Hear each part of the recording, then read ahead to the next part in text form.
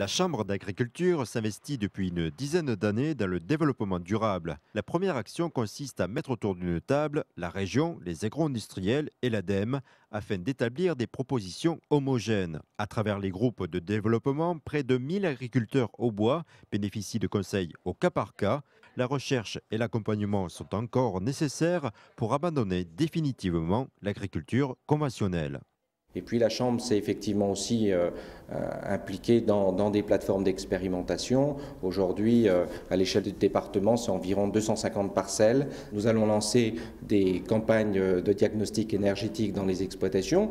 Moins de consommation énergétique, c'est aussi quelque part consolider les revenus. Pour ces nouvelles missions, la Chambre d'agriculture s'appuie sur des jeunes recrues. Arnaud Bossy s'est spécialisé dans le développement des chaudières collectives à bois. Forestiers et agriculteurs sont prêts à produire des plaquettes. Ces réseaux de chaleur permettront cet hiver d'éviter l'émission de 3000 tonnes de CO2. Malgré un bilan économique favorable, la filière avait du mal à démarrer car les chaudières au bois coûtent plus cher que celles au fioul. Arnaud Bossis a rencontré notamment les conseillers municipaux pour franchir le cap de l'investissement avec un argument supplémentaire. Ça permet aussi de générer 3 à 4 fois plus d'emplois que l'utilisation des énergies fossiles. Donc pour les zones rurales qui connaissent un phénomène de désertification, c'est un atout supplémentaire. Aujourd'hui, 6 projets sont lancés dans le département, aussi bien en zone rurale et urbaine. La Chambre d'agriculture agit également pour la protection des ressources en eau potable. En collaboration avec d'autres acteurs de cette filière, Adeline Poisson veille sur 26 captages sur les zones les plus vulnérables du département.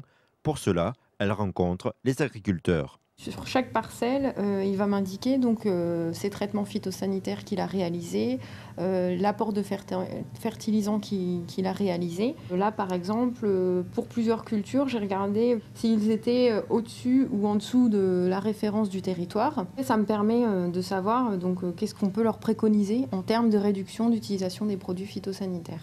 Résultat, une meilleure protection de l'eau et des économies pour les agriculteurs. En 2008, sur l'ensemble des exploitants rencontrés, 4 ont fourni l'effort maximum en s'engageant à ne quasiment plus utiliser d'engrais. Plus inattendu au sein de la Chambre d'agriculture, Julie Kinec prépare un annuaire dédié à l'éco-construction. 80 professionnels, du maçon au serrurier, ont répondu à son questionnaire. La base de données en ligne s'adresse aussi bien aux professionnels qu'aux particuliers. Il s'agit d'un rapprochement supplémentaire entre les métiers du bâtiment et ceux de l'agriculture. Il y a des produits dont la Chambre d'agriculture fait la promotion, qui sont des produits qu'on peut ensuite retrouver dans les bâtiments, type bois, chanvre. Donc ça peut être intéressant pour eux de développer ces filières, pas seulement vis-à-vis des agriculteurs, mais si on arrive à développer l'intérêt des professionnels du bâtiment pour ces matériaux, en retour, c'est des matériaux qui vont se développer et c'est bon aussi pour la Chambre d'agriculture.